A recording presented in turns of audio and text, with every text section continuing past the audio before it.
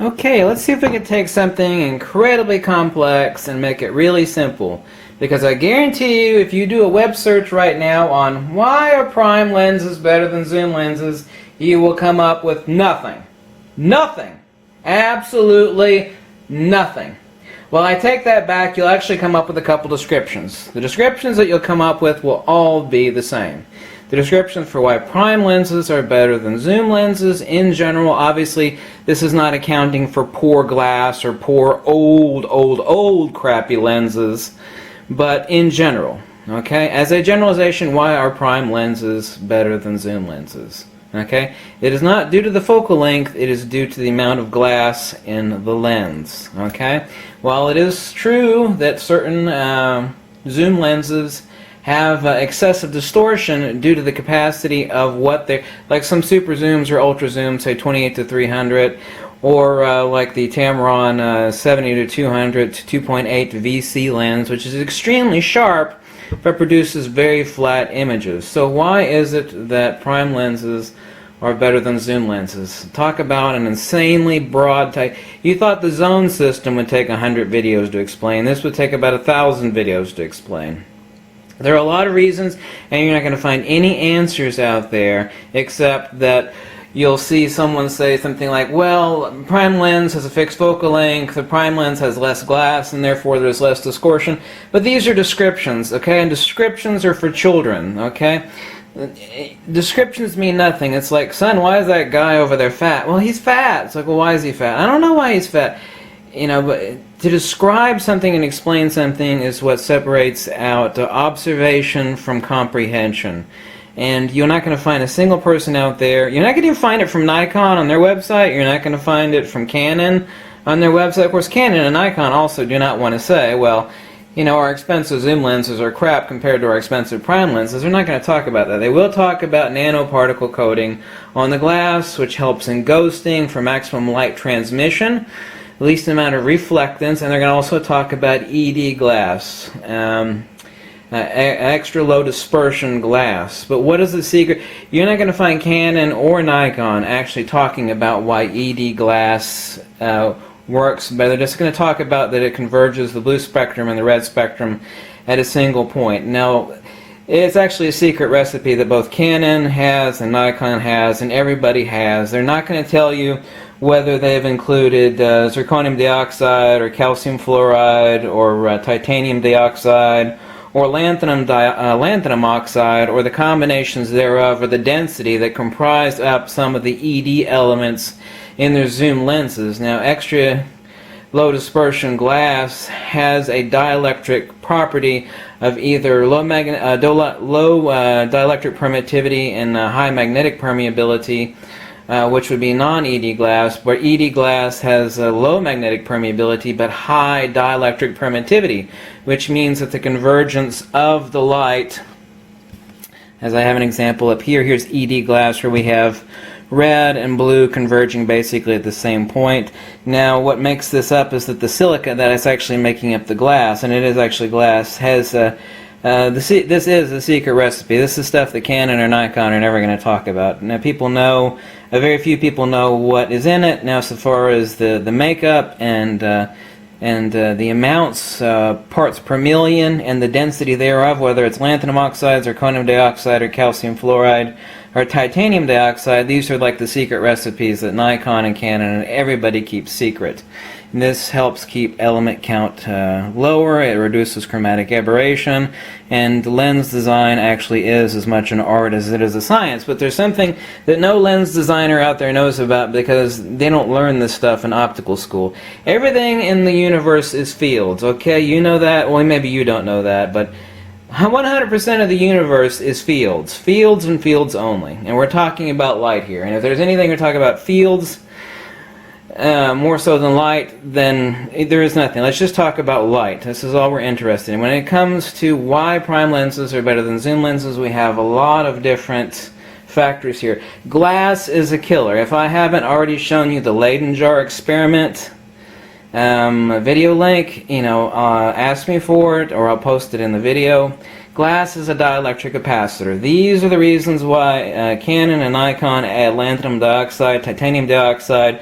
They're photocatalytic properties that have high dielectric permittivity, which reconverge the red spectrum and the blue spectrum at a single point, therefore eliminating chromatic aberration. These are especially necessary, not in prime lenses, but they're especially necessary in a zoom lens. I mean, they're absolute necessities. I mean, there's no way you could build a super zoom or an ultra zoom, way back in the day without ED glass. It's just not possible. Or it'd actually be a titanic beast that nobody would be able to carry around, and it would have low light permittivity to the rear element, and therefore either to the film or the sensor. Of course, there were no sensors back then. So why are prime lenses better than zoom lenses? Well, there's a lot of reasons.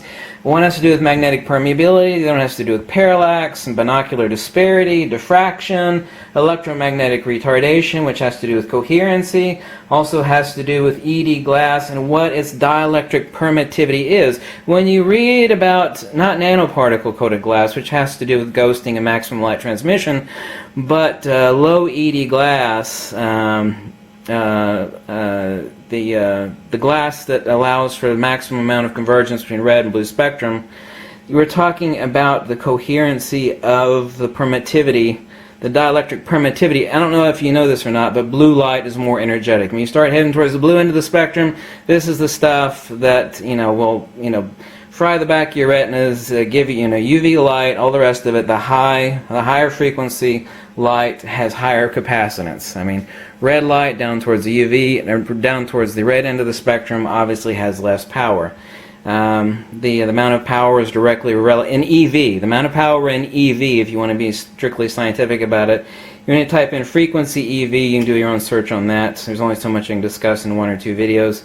But red light towards that end of the spectrum has less power, obviously, than towards the blue spectrum. This is why blue light gets diffracted more through normal glass, and this is why zoom elements have to have 1 or more ED glass elements. Here you see in regular glass we have non-convergence of focus points on regular glass, which has high magnetic permeability but low dielectric permittivity. Glass is a dielectric capacitor.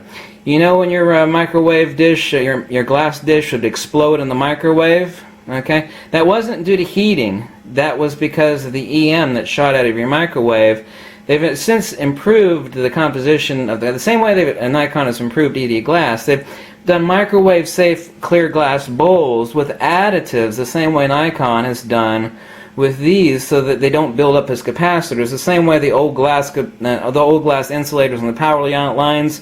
If the power would drop out after a lightning strike and they turn the power back on, a lot of the linesmen would gripe and moan because they have to go out and replace the glass capacitor. We still use glass insulators on power lines now, but they're completely different, and they're used for the same reason, but they're used in different configurations, and they also don't explode like they used to. It used to be just old glass. They actually since added additives even back in the old insulators, the power line insulators, so that they wouldn't explode. That's why a lot of them you saw they're blue. They had additives so they wouldn't explode. But they still exploded, and that was due to dielectric capacitance. Glass absorbs the power which makes up light. Over here we have blue light, and down here we have red light representationally. The point is that no matter how much Nikon or Canon wants to compensate for the use of 2 or more ED elements in, say, a super zoom or an ultra wide zoom, and the addition of nanoparticle coated element, there's only not an entire lens is nanoparticle coated, only one side of 1 or more, usually 2 or less. Typically only one side of one element is nanoparticle coated, and that's for maximum light transference, but that has nothing to do with the permeability of the glass as it relates to the capacitance of light. Now, something that every child basically suffers under is delusion that we think that light is a constant. I mean, this isn't my premise. Light speed is based upon the medium of inductance. Now, as every scientist worth of salt knows, the speed of light is different in a vacuum than it is as it's transferred through gelatin or as it's transferred through glass. it actually speeds it down. And the higher the power capacitance in EV volts, in electrovolts of the light, such as blue end of the spectrum versus the red end of the spectrum, the more light is retarded. Now, C is never a constant. We think of light as a constant, and we think of that in terms of through the vacuum of space, that it's a constant speed. But the speed of light changes, just as it does through a prism that projects a glass prism which projects a rainbow on the wall. So is the case of every camera lens, such that it retards the higher capacitance, i.e. the higher power of the light, and diverges the spectrum, creating the rainbow on the wall. Now, a rainbow is beautiful, but you don't want a rainbow being spread out through the inside of a lens, and this is what ED glass is for. It has either titanium dioxide, which are photocatalytic by nature. In other words, it has, since it's photocatalytic by nature, ED glass has high dielectric permittivity. The downside of this, though, is it has low magnetic permeability. Now, what we call superconductivity is nothing other than extremely low magnetic permeability. Like yttrium, barium, copper oxide, which we think of as a superconductor, there's no such thing as a superconductor. A superconductivity is nothing other than insanely low magnetic permeability, such as when it's cooled down by liquid nitrogen. I mean, I grew up with playing with superconductor sets, and I experimented in a holographic production, making my own holograms, but never got into that. It's just too expensive and it's too time consuming. But this is unfortunately going to have to be a two-part series, but this is definitely going to be the only explanation you're ever going to see anywhere on the web, on YouTube, as far as why prime lenses are better. But I have to step through this, okay, through two videos, but I'll try to make it succinct as possible. Now, I don't know if you've actually ever seen a true art hologram. Let me turn the light down. Here is a true art hologram, not one of the best ones, but you know, you've got a hologram on your Visa card. So what is the nature, what makes up, since this is a two-dimensional hologram, this isn't a positive, excuse me, this isn't a holographic negative, this is a positive created. What is it that gives dimensionality to the hologram? Let me show you another really good art hologram. There's a buddy that I used to stay in contact with all the time, that he made these are tremendous art holograms. What is it that makes up the depth and dimensionality of these art holograms? These are true art you think you're seeing something in the camera, you're seeing nothing compared if you actually had it in your hands. There used to be an entire store in Las Vegas that sold art holograms like these. Some of them are absolutely stunningly spectacular. I mean, the depth. Now, these are two-dimensional. You know, these are two-dimensional images, these holograms are. So where is the dimensionality that's coming out? How is this directly applicable to the parallax and binocular disparity and diffraction indices and electromagnetic retardation as pertains to coherency in ED glass when it comes to the image captured on the back of the sensor, which is processed through the AD converters of your camera and ultimately saved on your compact flash card or your SD card? You know, I'll get to that in the next video. I'm trying to sum up to that in a very succinct point here. But this is the only time that you're going to hear about why is a prime lens better than a zoom lens. All things being equal, if we're talking about modern day glass versus old, I mean, there's some really crappy prime lenses that just because they're crappy construction and just, you know, just crap, general crap. You know, there's certainly some crappy prime lenses, but that's just because they're crap construction. But all things being equal, why are zoom lenses always superior to, prime lenses is always superior to zoom lenses, and it has nothing to do with it being a fixed focal length.